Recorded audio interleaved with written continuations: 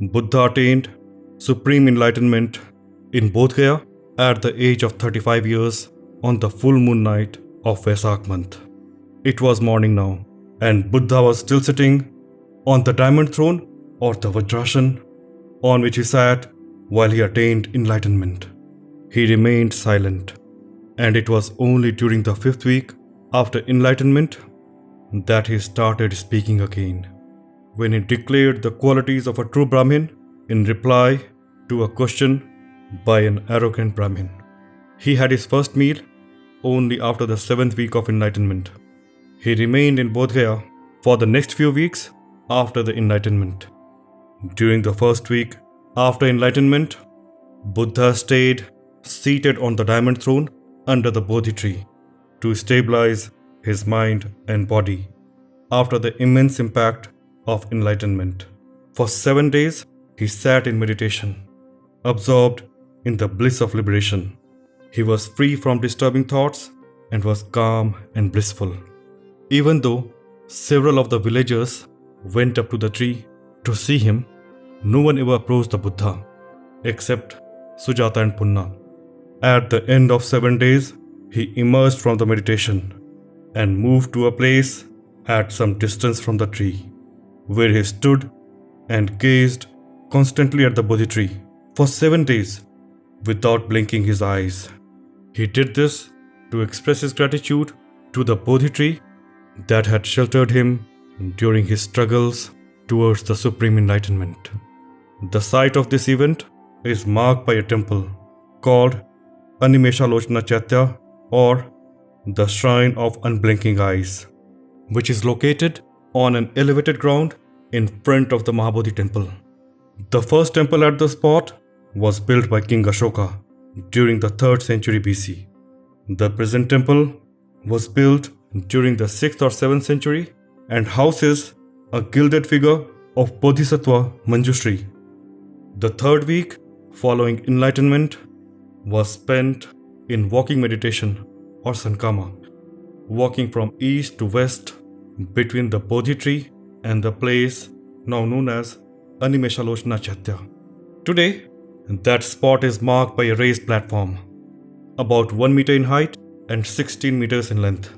The raised circles on the platform, each carved with a footprint, suggests the steps of Buddha. A row of 11 pillar bases running parallel to the raised platform on the north side suggests that it was a covered area complete with high pillars during its ancient period.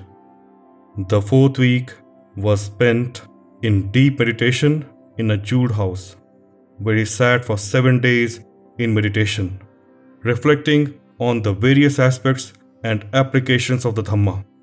During this period, mysterious bright light emanated from his body that lit up the Bodhi tree. There is a small shrine on the northwestern side of the Mahabodhi temple, which marks the spot of the event. The shrine is called the Ratnaghar, or jeweled house, but only the base and the lower walls of the shrine survive today.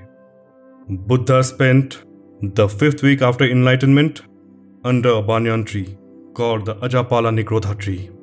This banyan tree was called Ajapala because goat herds came for shelter under the shade of this tree. It was during this week that Buddha began speaking again, when he declared the qualities of a true Brahmin in reply to a question by an arrogant Brahmin.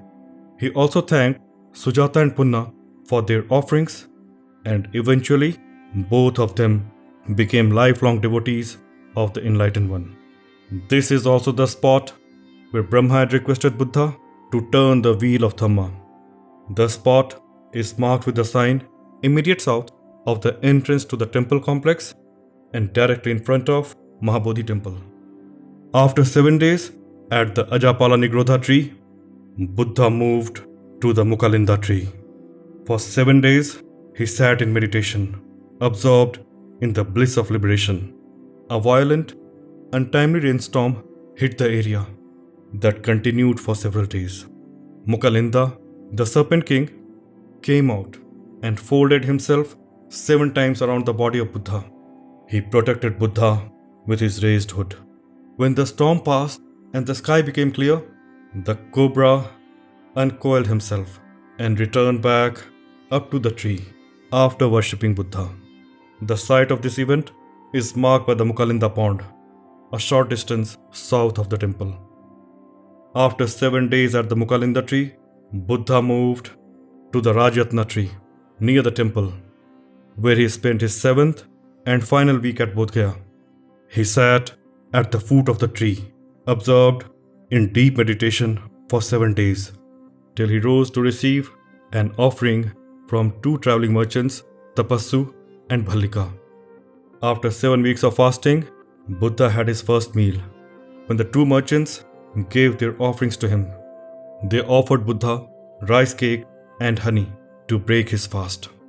After he finished his meal, the merchants bowed with their heads at his feet and took refuge in Buddha and Dhamma, and became the first lay disciples who were admitted by twofold formula.